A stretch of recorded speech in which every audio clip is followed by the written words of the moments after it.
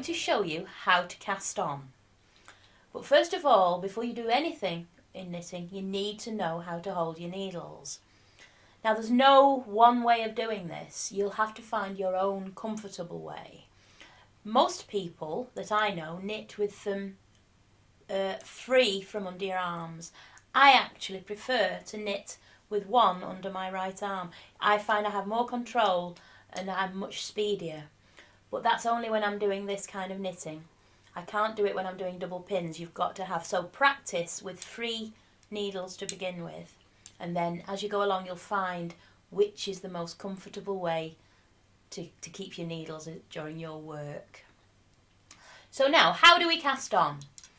That's the start of your knitting. Whatever you're doing, it's the start, the beginning of getting your wool on your needles. And you have to start with a slip knot. And that's the first thing I'm going to show you how to make. It's very, very simple. A slip knot. That's how you start.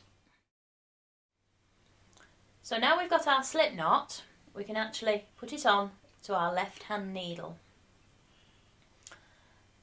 Now, once you've got your slip knot on your needle, you can just then gently pull the yarn up so it fits snugly but not too tightly around your needle, because you've got to be able to get your needle point through your stitch, and that is the important thing next, is to put your right hand needle through your loop that you've made.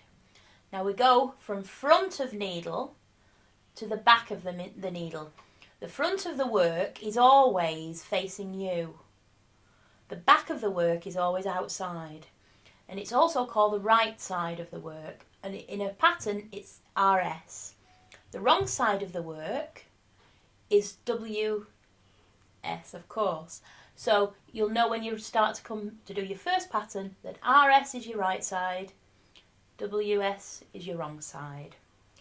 So slip your right hand needle through your loop, front to back, and then you simply get rid of the tail, and I usually hold the tail in my left hand when I'm starting. This is the little bit of extra yarn. I call it the tail. It isn't called the tail, it's called the extra bit of yarn. But then we just wind the yarn round the needle to make our first loop, pull the loop through and on to the needle. Pull it slightly up the yarn, then we do it again to make another stitch. Through and onto your needle. And that's the start of our casting on.